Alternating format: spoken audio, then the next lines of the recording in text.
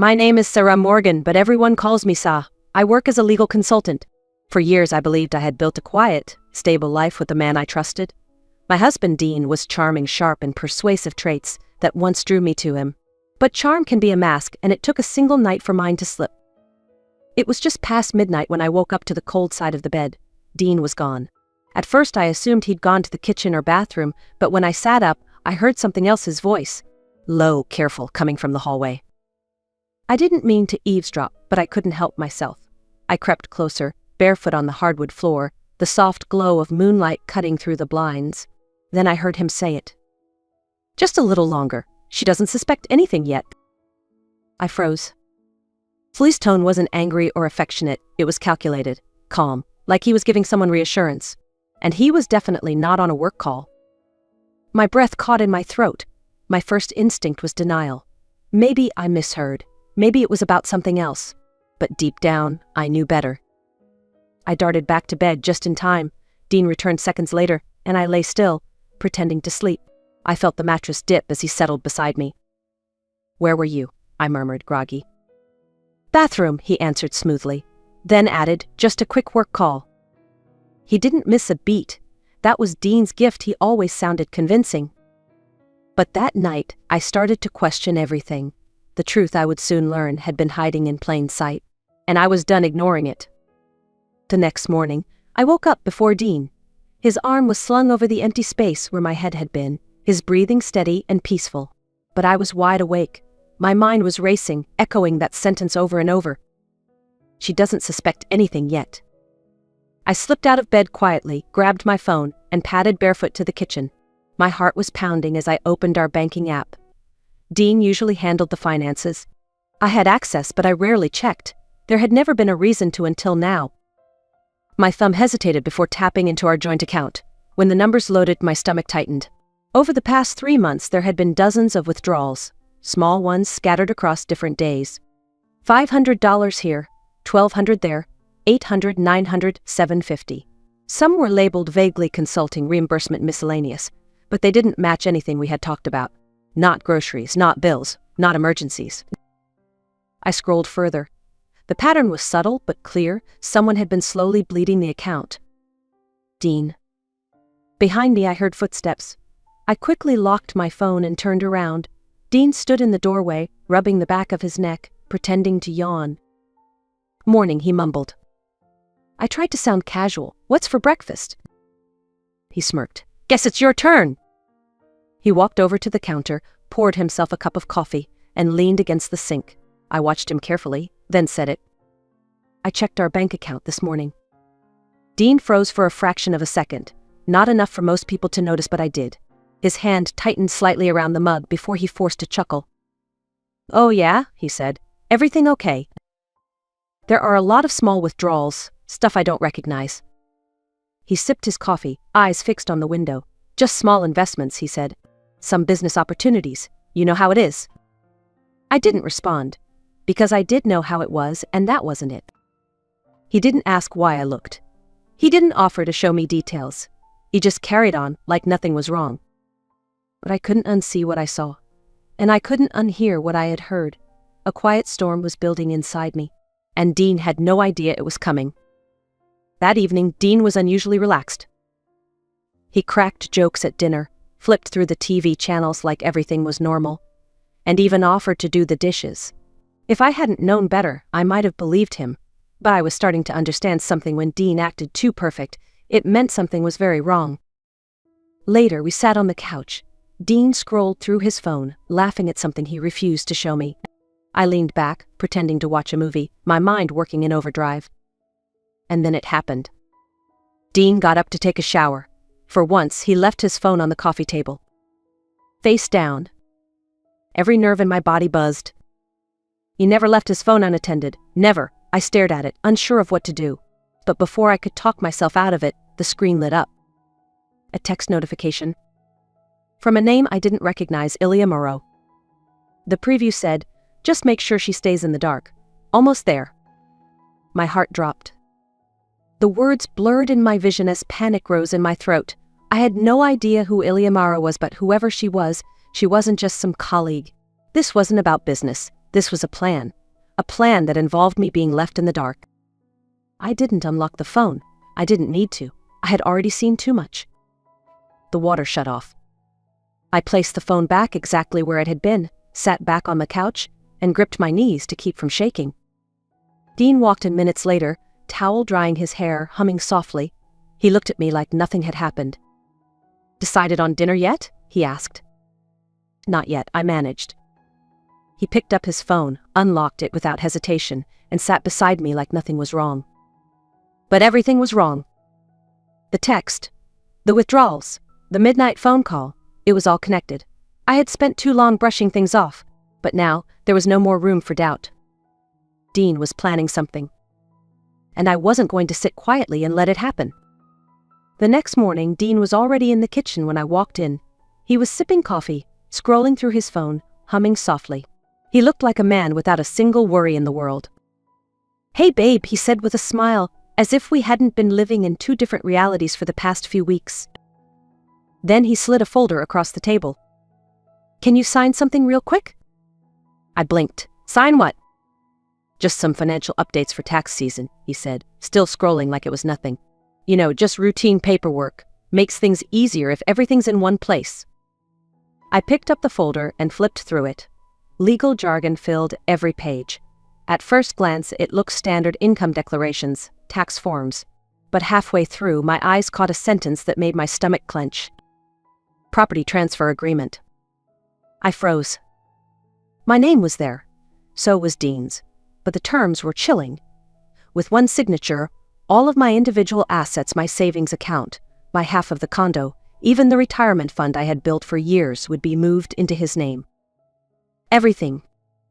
I looked up slowly. Dean was watching me now, his smile just a little too wide, his fingers tapping rhythmically against his coffee mug. "Dean," I said carefully, "what is this?" We didn't even blink. "It's just a precaution, sir. A legal convenience. If anything ever happened to either of us, this would make things easier." "Nothing changes," he added. "Nothing changes?" My voice was quieter than I expected, but inside, rage was building. He was sitting across from me like this was just another Tuesday. Like I hadn't just read a document designed to rob me blind. I placed the papers back on the table and folded my hands. "I'm not signing this." Dean's smile twitched. His jaw tightened just slightly before he let out a light laugh. "Sir, don't be dramatic. It's just paperwork." "Then why are you so eager for me to sign without reading it?" He leaned forward, eyes narrowing. "I really don't want to do this, sir," he said, his tone dropping. His voice was calm, but the warning was there. It's not loud, just sharp enough to cut. I didn't flinch. "Is that a threat?" A long silence stretched between us. Then I leaned back, forcing a smile. "You know what? You're right. I'll think about it." Dean didn't expect that. He thought he was the one playing the game. But the truth was, the pieces were already shifting. And I had just made my first move. That evening, Dean acted like nothing had happened. He cooked dinner, poured me a glass of wine, and even offered to do the dishes. If I hadn't read that document earlier, I might have believed we were okay. But now I knew better. Dean wasn't being sweet. He was being strategic. I played along. I smiled, laughed at his jokes, and let him believe that I had taken the bait. But every second we sat together, I was planning. After he went to bed, I stayed up. I opened my laptop and called Grace Holloway, my personal attorney. She had helped me set up my business years ago, and had always been discreet, loyal, and sharp. When she picked up, I didn't even have to explain much. Grace had seen situations like this before. She asked the right questions and walked me through everything. By morning, my accounts were moved. My name was taken off the joint savings. My personal investments were transferred into a private trust. I even filed paperwork to secure my half of the condo under separate ownership. Dean had no idea. He was too busy pretending we were still the couple he could control, still thinking I was the woman who wouldn't notice, who wouldn't act. But he was wrong. Every moment he spent plotting, I was building a shield around myself. Emotionally, too, I stopped asking questions. I stopped looking for honesty where it had never existed. I started preparing for what I knew was coming. Because Dean wasn't trying to fix our marriage. He was setting up his exit. and he wanted to take everything with him when he left. But I was ready now, and he had no clue how much that would cost him. The next morning I found Dean already dressed, sitting in the living room with a cup of coffee and a look on his face that I had seen before, calculated calm. "We need to talk," he said, setting the cup down gently. I tilted my head. "Oh?" He sighed, as if what he was about to say caused him great emotional distress. "I think we should separate, Sa. It's just not working anymore." The words rolled off his tongue too smoothly, like he'd rehearsed them. "You have to see that," he added. I didn't respond at first. I just looked at him. Dean wasn't asking. He was informing me. He had already made this decision, probably weeks ago.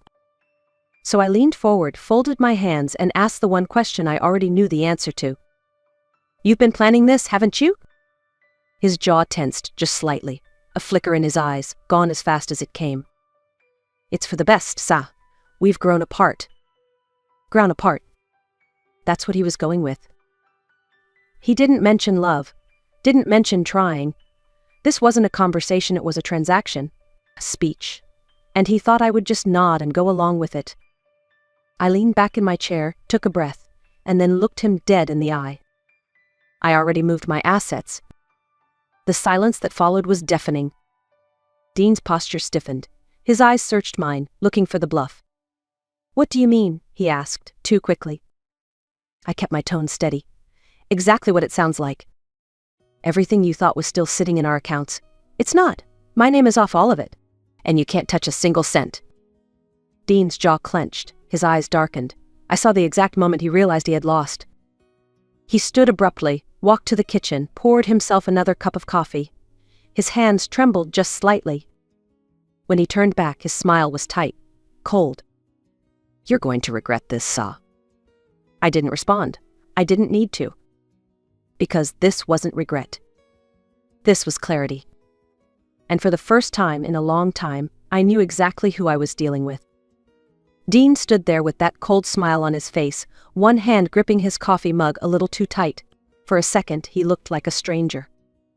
But I wasn't afraid of him anymore. "You always were dramatic," he said finally, taking a slow sip. I tilted my head slightly. "You always were a liar." His eyes narrowed. The calm mask he wore so confidently was beginning to slip. His voice, once smooth and steady, had taken on a sharp edge. But I stayed composed. That's what unsettled him most. "You think you're clever?" he said, stepping closer. "You think this little move means anything?" I smiled. "It means everything, Dean, because for once you're the one left scrambling." He opened his mouth to argue, but nothing came out. He was choking on the loss. I could see it in the way he paced the room, clenching and unclenching his fists. In the way he avoided my eyes.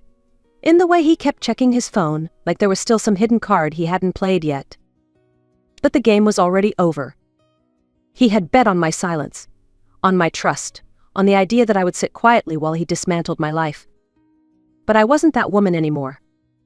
I wasn't the woman who excused the late nights, or ignored the red flags. I wasn't the woman who looked the other way because it was easier than confrontation. No. Now I was the woman who protected herself. Who watched him with calm clarity while he unraveled. Dean tried one last time. He stepped toward me, voice low, almost pleading. "Sa, we don't have to do this like enemies. We can work something out." I stared at him for a long moment.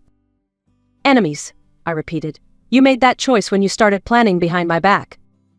He exhaled sharply, jaw tightening again, and just like that, the false softness vanished. His shoulders straightened, his voice flattened. "Fine.